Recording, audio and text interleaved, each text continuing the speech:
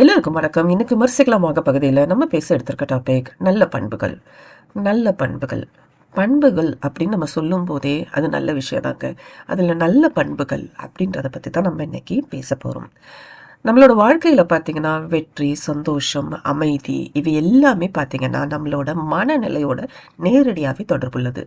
மனநலம் நல்லா இருக்கணும் அப்படின்னா கண்டிப்பாக நம்மளோட குணம், பண்புகளும் கரெக்டாக இருக்கணுங்க. அதனால தான் நம்ம இன்னைக்கு நல்ல பண்புகளை பற்றி பேச போகிறோம். அதெல்லாம் என்ன அப்படின்றத தெரிஞ்சுக்க போகிறோம். மனநலத்துக்கும் நல்ல பண்புகளுக்கும் என்ன சம்மந்தம் இருக்குது அப்படின்றத பற்றியும் கிளாரிஃபை பண்ணிக்க போகிறோம். நல்ல பண்புகள் அப்படின்னா என்னங்க?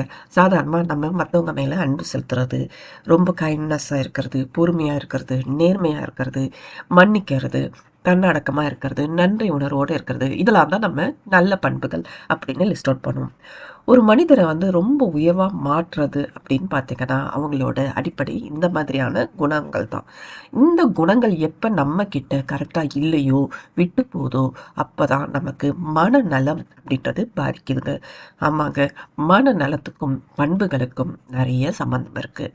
மனநலம்னா என்ன அப்படின்னு பார்த்தீங்கன்னா, மனநலம் அப்படின்றது நம்மளோட மன அமைதி. நமக்கு நடக்கக்கூடிய நம்மளை சுற்றி இருக்கக்கூடிய விஷயங்கள் நமக்கு எதுவுமே பாதிப்பை கொடுக்கல அப்படின்னாவே நம்மளோட மனம் நம்மளோட கட்டுப்பாட்டுக்குள்ளே இருக்குது அப்படின்னு அர்த்தம். அது இல்லாமல் ஒரு குழப்ப நிலையில் இருந்துட்டு எதையாவது ஒன்று சிந்திச்சுக்கிட்டே இருக்குது, இல்லை உணர்ச்சி அதிகமாக அவசப்படுது, இல்லை நம்மளோட கட்டுக்குள்ளேயே இல்லை, திடீர்னு கோபம் வருது, மற்றவங்கள பார்த்தா வெறுப்பு வருது அப்படின்னா நம்மளோட மனநலம் கொஞ்சம் அஃபெக்ட் ஆகிருக்கு அப்படின்னு அர்த்தம். எப்படி உடல் நலம் நமக்கு ஃபீவர்லாம் வந்துருச்சுன்னா நம்ம இமீடியட்டாக அதுக்கு ஏற்ற மாதிரி அடுத்த சொல்யூஷனை நோக்கி போகிறோமோ, அதே மாதிரி மனநலத்தும் இந்த மாதிரி எரிச்சல் உணர்வோ, கோபமோ, மற்றவங்க மேலே பார்க்கும்போது எல்லாமே ஒரு கோப உணர்வோ, இல்லை தன்னை தனியாக விட்டுட்டாங்க எல்லாரும், நான் ரொம்ப தனிச்சிருக்கேன்ற மாதிரி ஒரு சிந்தனை தெளிவு இல்லாமல் இருக்கக்கூடிய நிலையிலையும் நீங்கள் இருந்தீங்கன்னா உங்களோட மனநலம் பாதிச்சிருக்கு அப்படின்னு அர்த்தங்க. எப்படி நம்ம டாக்டர்கிட்ட போயிட்டு உடனே பார்த்து நமக்கு ஃபீவர் இருக்கும்போது நம்ம அதை ரெடியூஸ் பண்ணிக்கிறோமோ, அதே மாதிரி மனநலம் பாதிக்கப்பட்டாலும் நம்ம உடனே அதை கவனிக்கணுங்க. ஸோ இந்த மனநலம் பாதிக்கப்படுறதுக்கு முன்னாடியே இந்த சிம்டம்ஸ்லாம் இருந்துச்சுனாவே நீங்கள் அதை கிளியர் பண்ணிக்கலாம். எப்படி பண்ணலான்னா, நம்ம இப்போ நம்மளோட நல்ல பண்புகளுக்கும் மனநலக்கும் என்ன சம்பந்தம் அப்படின்னு பார்க்க போகிறோங்க. நல்ல பண்புகள் அப்படின்னு பார்த்தோம். அந்த நல்ல பண்புகள் இல்லாத டைமில் நமக்கு மற்றவங்க மேலே கோவமோ, இல்லை எதையும் நினச்சி நம்ம கவலைப்பட்டுக்கிட்டே இருந்தாலும், மனசில் ஏதோ இழந்துட்ட மாதிரியே ஃபீல் பண்ணிட்டு இருந்தாலும், இல்லை பொறாமை உணர்வோ, இந்த மாதிரி ஏதாவது ஒரு கெட்ட பண்புகள் நம்ம கிட்ட தலை தூக்குச்சுனாவே நம்மளோட மனநலம் பாதிச்சிருக்கு அப்படின்னு அர்த்தம். சரி, இந்த நல்ல பண்புகள் அப்படின்னு சொன்னோம். இந்த நல்ல பண்புகள் எப்படி நம்மளோட மனநலத்தை பாதுகாக்கும் அப்படின்னு பார்த்தீங்கன்னா, முதல் விஷயங்க அன்பு. நம்ம மற்றவங்கக்கிட்ட அன்பாக அணுகும் போது, ஈவன் அவங்கக்கிட்ட அவங்க நம்மக்கிட்ட தப்பாக முயற்சிகள் இருந்தாலும், நம்மக்கிட்ட அன்பாக நடந்துக்கலனாலும், நம்ம மற்றவங்கள்ட்ட அன்பாக அனுப்பும் போது நம்மளோட நேர்மறை உணர்வு அதிகமாகுங்க. அன்பு நீங்கள் கொடுக்கும்போது பார்த்தீங்கன்னா உங்களோட மனநிலையில் பார்த்தீங்கன்னா உங்களை டியூன் பண்ணி நல்லா ரிலாக்ஸ் மோடுக்கு கொண்டு வரும். ஸோ அன்பு கொடுத்தீங்கன்னா கண்டிப்பாக உங்களோட மனசு லேசாகிறத உணர முடியும். ரெண்டாவது விஷயம் மன்னிப்பு. நம்மளை சுற்றி இருக்கவங்க மேலே நமக்கு எரிச்சலோ கோவமோ ஏன் அதிகமாக வருது அப்படின்னு பார்த்தீங்கன்னா, நம்மளால் தாங்க முடியாமல் அவங்க செய்கிற விஷயம் பாதிக்கிறது தாங்க. என்ன இப்படி பண்ணிட்டாங்க, இப்படி நம்மளை இப்படி செஞ்சுட்டாங்கன்னு நம்ம அதையே நினச்சி யோசிக்கும் போது தான் நம்மளோட மனநலம் பாதிக்குது. நம்ம என்ன தான் நல்ல குணத்தோடு இருந்தால் கூட சில டைமில் நமக்கு அவங்க மற்றவங்கள மேலே செய்யக்கூடிய தப்பெல்லாம் நினச்சி கோவம் வரும்போது பார்த்திங்கன்னா நமக்கு தாங்க மனநலம் பாதிக்குது. அதனால தான் மன்னிப்பு அப்படின்றது மிகப்பெரிய சக்தியாக நம்ம சொல்கிறோம். மன்னிக்காம கோவத்தை மட்டும் வச்சுக்கிட்டே இருந்ததும் அப்படின்னா மன அமைதி நமக்கு தான் குறையும். ஸோ மன்னிக்கிறது, தப்பு செஞ்சுட்டாங்களா, நீங்கள் சொல்லி அவங்க கேட்கலையா அவ்வளோதான் அப்படின்னு சொல்லிட்டு மன்னிச்சுட்டு அந்த டாப்பிக்கை அதோட க்ளோஸ் பண்ணிவிடுங்க. இப்படி பண்ணிட்டீங்கன்னா உங்களோட மன அமைதியும் கெடாது, உங்களோட மனநலனும் பாதிக்காது. மூணாவது விஷயம் பொறுமை. நல்ல பண்பில் முக்கியமாக நம்ம சொல்லக்கூடியதே பொறுமை தாங்க. இப்போ இருக்கிற வாழ்க்கை ஓட்டத்தில் பார்த்தீங்கன்னா யாருக்குமே பொறுமைன்றது கிடையாது. டிராஃபிக்கில் நீங்கள் காலையில் பார்க்கும்போதே உங்களுக்கு தெரியும், ஒரு நிமிஷம் நிற்க கூட இல்லாமல் எல்லாரும் இடித்து பிடிச்சிட்டு போகும்போது பார்த்தீங்கன்னா உங்களுக்கே தெரியும் உலகம் எங்கே நோக்கி ஓடிட்டுருக்கு அப்படின்னு. ஆனால் இந்த பொறுமை நம்மக்கிட்ட இல்லாததால் தான் நிறைய பிரச்சனை நமக்குள்ளேயே உருவாகுது. பொறுமை இருந்துச்சு அப்படின்னா கண்டிப்பாக உங்கள் மனசு லேசாகுங்க. லேசாகுச்சு அப்படின்னா மன அழுத்தம்ன்றது உங்ககிட்ட வரவே வராது. நாலாவது விஷயம் நன்றி உணர்வு, கிராட்டிடியூட். நிறைய பேருக்கு இப்ப மறந்து போன ஒரு விஷயம் என்னன்னா, நன்றி உணர்வு. தனக்கு ஒருத்தவங்க ஹெல்ப் பண்றாங்க அப்படின்னா, உடனே நன்றி உணர்வ காட்டக்கூடியது தான் நம்மளோட சுபாவமா இருந்துச்சு ஒரு காலத்துல. ஆனா இப்ப நான் ஏன் சொல்லணும்? என்னோட சீனியர் கிடையாது அவ. என்னோட ஜூனியர் தான். அவளுக்கு போய் நான் ஏன் நன்றி சொல்லணும்? என்னோட சின்ன வயசு தான் அவங்க. அவங்க கிட்ட போய் நான் என்ன நன்றி சொல்லணும்? அப்படின்னு நெறைய பார்ஷியாலிட்டிலாம் பார்த்துக்கிட்டு யாருமே நன்றி உணர்வ காட்டுறது கிடையாதுங்க. இந்த நன்றி உணர்வ எப்ப நீங்க வந்து மறந்து போனீங்களோ, இல்ல சொல்லத்துக்கு தவறுனீங்களோ, அப்பயே உங்களுக்கு மனநலம் பாதிப்பு உருவாயிடுச்சு அப்படின்னு அர்த்தம். ஒவ்வொரு நாளுமே நீங்க சுத்தி இருக்கிற ஏதாவது ஒரு விஷயத்துல உங்கள சுத்தி ஹெல்ப் பண்ணக்கூடும்போது, நீங்க உங்க நன்றி உணர்வ காட்டுறதுக்கு மறந்துடாதீங்க. எல்லாத்தோடையும் முக்கியம், உங்களுக்கு உங்கள சுத்தி இருக்கவங்க யார்கிட்டயுமே நீங்க நன்றி உணர்வு காட்டுறதுக்கு சான்ஸே இல்லன்னா கூட, கடவுள்கிட்ட இன்னைக்கு நடந்தது எல்லாம் நல்லபடியா நடந்துச்சு கடவுளேன்னு சொல்லிட்டு நீங்க வேண்டிக்கோங்க. இந்த மாதிரி நன்றி உணர்வு காட்டும்போது, உங்களோட மனநலம் வந்து பார்த்தீங்கன்னா, ஒரே சீரான ஓட்டத்துல இருக்குங்க. உங்க மனநலம் கரெக்ட்டா நீங்க மெயின்டெயின் பண்ணணும் அப்படின்னா, நன்றி உணர்வ காட்டுறதுக்கு மறக்கக்கூடாது. இருக்க சமுதாயத்துல பார்த்தீங்கன்னா, நம்ம நல்ல வழியில போயிட்டே இருந்தாலும், நம்மளோட மனச வந்து பாதிக்கக்கூடிய விஷயங்கள் நம்ம சுத்தி நடந்துட்டு தாங்க இருக்கு. சமூகத்துல வந்து பார்த்தீங்கன்னா, ஒரு சோஷியல் கம்பேரிசன் பண்ணிக்கிட்டோ, இல்ல வேலையில வந்து நமக்கு ரொம்ப ஸ்ட்ரெஸ் பண்ணிக்கிட்டோ, எப்ப நம்மள காலவாரி உட்டுருவாங்களோன்ற ஒரு பதட்டத்திலயும், ஒரு பயத்திலயுமே வாழ்க்கை ஓட்ட வேண்டியதா இருக்கு. அது இல்லாம பார்த்தீங்கன்னா, ஏகப்பட்ட ரெஸ்பான்சிபிலிட்டீஸ். முன்னாடிலாம் வந்து பார்த்தீங்கன்னா, ஒரு குடும்பமுமே கூட்டு குடும்பமா இருக்கும்போது, நமக்கு ரெஸ்பான்சிபிலிட்டீஸ் வந்து பார்த்தீங்கன்னா, ரொம்ப ரொம்ப குறைவா தான் இருக்கும். ஈவன் ஒரு பெரிய விஷயமே ஸ்கூல்லயே ஒரு பிரச்சனை நடந்தா கூட, அது அம்மா, அப்பா வந்துட்டு தலையிடுறதுக்கு முன்னாடியே தாத்தா, பாட்டி அதுக்கு தீர்வு சொல்லுவாங்க. அப்படி நம்ம பெரியவங்கள்ட்டோட கன்சல்டேஷனோட பண்ணும்போது பார்த்தீங்கன்னா, நமக்கு ரெஸ்பான்சிபிலிட்டி முழுமையா அடையாத போது, நமக்கு அதோட பலு அதிகமா தெரியல. ஷேரிங்ல பண்ணும்போது குடும்ப பொறுப்புகள் எப்போ உங்களுக்கு பகிர்ந்தளிக்கும் பண்றாங்களோ, அப்போ உங்களுக்கு அதோட பலு வந்து கம்மியா தான் இருந்துச்சு. சில இடத்துல வந்து பார்த்தீங்கன்னா, அவங்களுக்கு மனநல அளவுல ஒரு பாதிப்பு கூட அந்த பொறுப்புகள் ஏற்படுத்தியிருக்காது. ஆனா, இப்ப இருக்கிற சமூக சூழ்நிலையே வேறங்க. ஒவ்வொரு குடும்பமும் கூட்டு குடும்பம் பிரிஞ்சு சின்ன சின்ன குடும்பமா மாறுனதுக்கு அப்புறம் பார்த்தீங்கன்னா, ஒவ்வொருத்தருக்குமே அதே அளவு ஏகப்பட்ட பொறுப்புகள் இருக்கு. இந்த பொறுப்புகள அவங்க தலை தூக்கிட்டு இருக்கும்போது பார்த்தீங்கன்னா, மனநலம் ஆட்டோமேட்டிக்காவே அவங்களுக்கு பாதிப்ப குடுக்குது. ஸோ இந்த குடும்ப பொறுப்புகள், பொருளாதார கவலை, இல்ல வேலையில இருக்கக்கூடிய அழுத்தம், இல்ல சமூகத்துல நமக்கு இருக்கக்கூடிய கம்பேரிசன் இதெல்லாம் தான் நம்மளோட மனநலன பாதிக்கக்கூடிய முக்கியமான ஒரு விஷயமா இருக்குது. இப்ப இதெல்லாம் வந்து நமக்கு எப்படி தவிர்க்க முடியாதோ, அப்ப நம்ம என்ன பண்ணணும்னா, நம்மளோட மனநலத்த நம்ம எப்படி பாதுகாக்கணும் அப்படின்றத மட்டும் நம்ம தெரிஞ்சுக்கணுங்க. இனிமே கூட்டு குடும்பம்ன்றது வந்து பார்த்தீங்கன்னா, நெனச்சு கூட பார்க்க முடியாத ஒரு சிச்சுவேஷன் ஆனதுக்கப்புறம், நம்ம இந்த மாதிரி தனிக்குடித்தனத்துல இருக்கும்போது, நம்மளோட மனநலனை எப்படி பாதுகாத்துக்கிறது?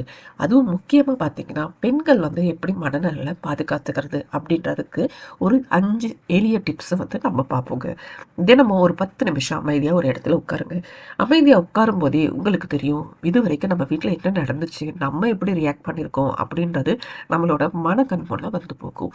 இப்படி வரும்போதே உங்களுக்கு வாழ்க்கையில ஒரு தெளிவு பிறக்கும். செகண்ட் விஷயம். நல்ல புத்தகங்கள படிங்க. நெறைய பேர் படிக்க மறந்த ஒரு விஷயம், புத்தகம் படிக்கிறது. எல்லாத்துக்குமே எனக்கு நேரம் இருக்கு. ஆனா புக் படிக்கும்போது மட்டும் எனக்கு நேரம் இல்லன்னு நெறைய பேர் அவாய்ட் பண்ணிட்டு போயிடுறாங்க. என்னதான் நீங்க YouTubeல வந்துட்டு புக்ஸ வந்து ரீட் பண்ணாலும், ஆடியோ ஃபார்ம்ல கேட்டா கூட, புக்க படிக்கும்போது உங்களுக்கு இருக்கக்கூடிய ரிலாக்சேஷன் மத்த விஷயத்துல கிடைக்காதுங்க. ஸோ ஒரு ஹார்ட் காப்பியா எடுத்து ஒரு புக்க படிக்கிறதுக்கு ட்ரை பண்ணுங்க. 3வது விஷயம் உடற்பயிற்சி செய்யறது. முன்னெல்லாம் உடற்பயிற்சி செய்யறதுனாவே ஆண்கள் சம்மந்தப்பட்ட விஷயம், நமக்கு சம்மந்தம் இல்ல அப்படின்ற மாரி ஒதுங்கி போயிடுவாங்க. நம்மளே ஏகப்பட்ட வேலை செஞ்சுட்டு இருக்கோம். இதுல உடற்பயிற்சி நமக்கு வர தனியாவா? அப்படின்னு பெண்கள் கேட்க ஆரம்பிச்சாங்க.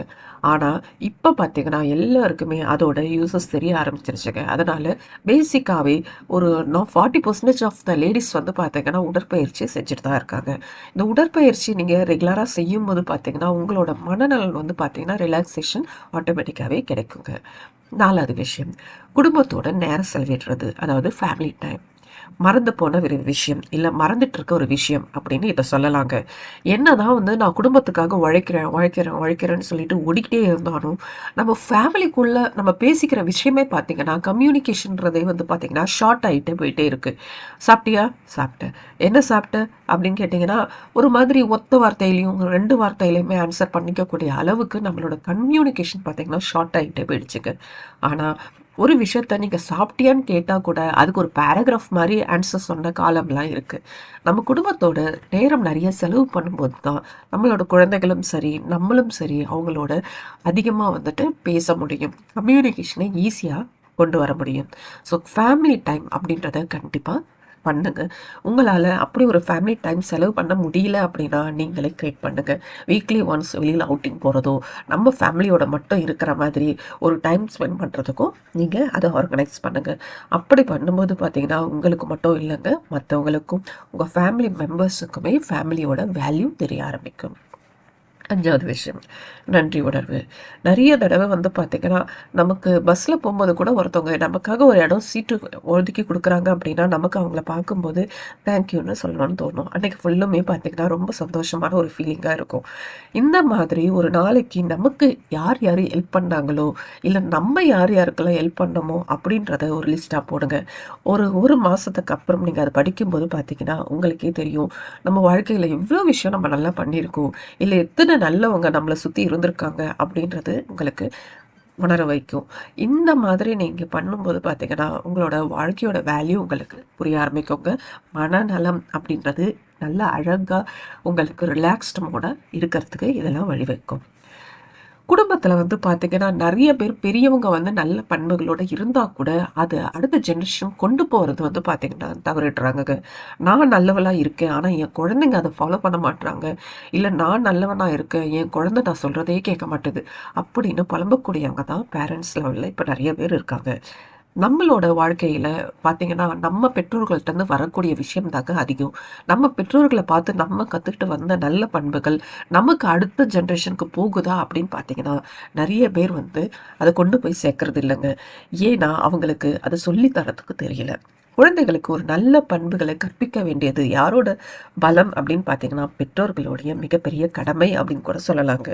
நம்ம எப்படி நடந்துக்கிறோமோ அதை தான் குழந்தைகள் ஃபாலோ பண்ணுவாங்க. ஒரு பேரண்ட்ஸ் பார்த்தீங்கன்னா லீவுனா 9 மணி வரைக்குமோ 10 மணி வரைக்குமோ தூங்கிட்டு இருக்காங்க அப்படின்னா குழந்தைகளுக்கு அந்த மாதிரி தூங்குறது தப்பு இல்லை அப்படின்னு தோண ஆரம்பிக்கும். அப்புறம் கொஞ்சம் கொஞ்சமாக பார்த்தீங்கன்னா அவங்களும் அதையே ஃபாலோ பண்ணுவாங்க. இப்படி தான் நம்ம கெட்ட பண்புகளை வளர்க்கும் போது குழந்தைகளும் ஆட்டோமேட்டிக்காகவே அந்த கெட்ட பண்புகளுக்குள்ளே வந்துடுறாங்க. ஸோ குழந்தைகளுக்கு நம்ம வாயால் சொல்லி அட்வைஸ் மாதிரி சொல்கிறத விட நம்மளே அது நடந்து காட்டும்போது தான் ஈஸியாக புரிய ஆரம்பிக்கும். ஒரு அன்பு நிறைந்த வீட்டில் பார்த்தீங்கன்னா மனநலம் சீராக மெயின்டைன் ஆகிட்டு இருக்கோங்க.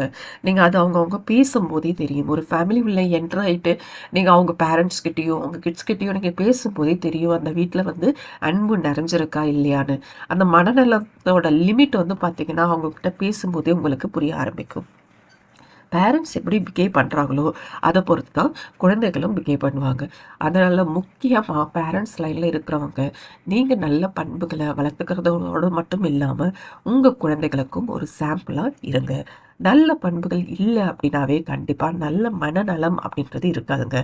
நல்ல மனநலம் இல்லை அப்படின்னா உங்களோட வாழ்க்கையில் மகிழ்ச்சி அப்படின்றது கிடைக்கிறதுக்கு கொஞ்சம் நேரம் எடுக்கும். அன்பாக பேசுங்க, மன்னிக்கிறதுக்கு கற்றுக்குங்க, நன்றி சொல்ல பழகுங்க. சின்னவங்களோ பெரியவங்களோ பாகுபாடு இல்லாமல் எல்லார்கிட்டையுமே நன்றி சொல்ல பழகுங்க. உங்கள் மனசை நீங்கள் பாதுகாத்துக்கோங்க. இந்த வீடியோ உங்களுக்கு பிடிச்சிருந்துச்சு அப்படின்னா உங்களுக்கு தெரிஞ்ச ஃப்ரெண்ட்ஸுகளுக்கும் ஷேர் பண்ணுங்கள். நல்ல பண்புகளோட நல்ல மனநலத்தோட நம்ம வாழும்போது தான் நம்மளோட வாழ்க்கையை பார்த்தீங்கன்னா ரொம்ப இனிமையாக அமையுங்க.